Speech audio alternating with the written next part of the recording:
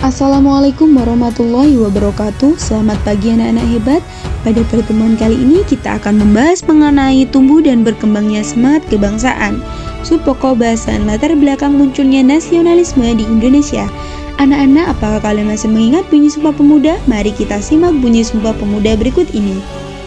Sumpah Pemuda, kami putra dan putri Indonesia mengaku bertumpah darah yang satu, tanah air Indonesia.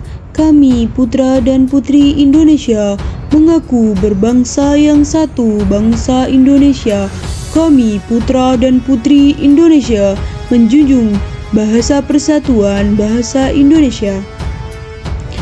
Untuk mengetahui keterkaitan antara lainnya momentum Sumpah Pemuda dengan tumbuh dan berkembangnya semangat kebangsaan, yuk kita simak uraian materi berikut ini.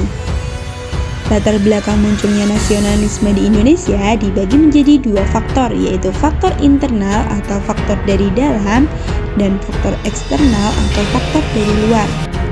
Yang pertama kita bahas yaitu mengenai faktor internal, terdiri atas yang pertama perluasan pendidikan dengan adanya politik etnis. Dampak paling dirasakan adalah semakin banyak orang Indonesia berpendidikan modern yang kemudian melahirkan tokoh pemimpin pergerakan nasional Indonesia. Latar belakang lahirnya politik etnis, Van Deventer mengkritik politik liberal Belanda pada tahun 1899 dan menuntut agar Belanda melakukan balas budi dengan melaksanakan edukasi, irigasi, dan emigrasi.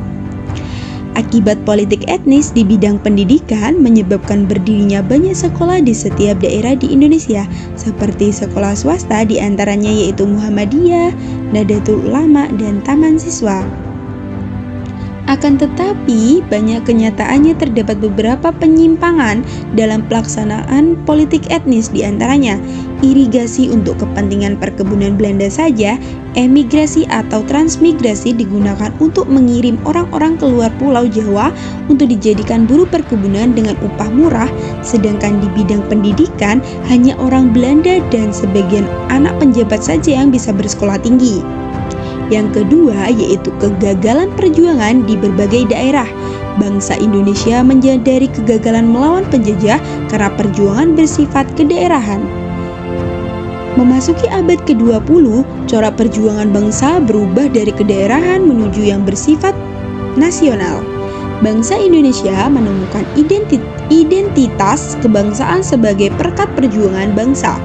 Momentum kebangsaan atau nasionalisme ditandai dengan ikrarnya Sumpah Pemuda pada tanggal 28 Oktober 1928. Yang ketiga adalah perasaan senasib sepenanggungan. Kekuasaan Barat di Indonesia mempengaruhi perubahan politik ekonomi dan sosial bangsa Indonesia.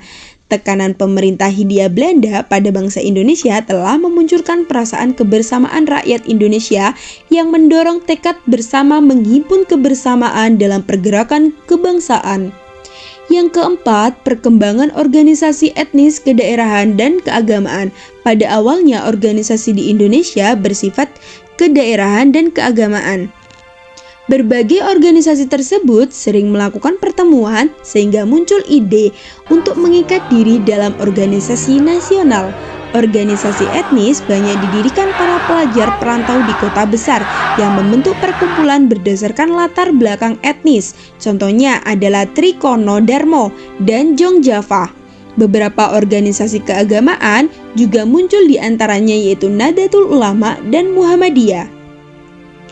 R.A. Kartini dan Dewi Sartika merupakan contoh kaum wanita yang berperan dalam organisasi sosial maupun pendidikan. Selanjutnya, kita akan membahas mengenai faktor eksternal yang berperan diantaranya yaitu berbagai peristiwa dan pengaruh luar negeri, misalnya kemenangan Jepang atas Rusia pada tahun 1905. Yang kedua adalah berkembangnya nasionalisme di berbagai negara, di antaranya itu Mahatma Gandhi di India dan juga Jose Rizal di Filipina yang menentang penjajahan Spanyol.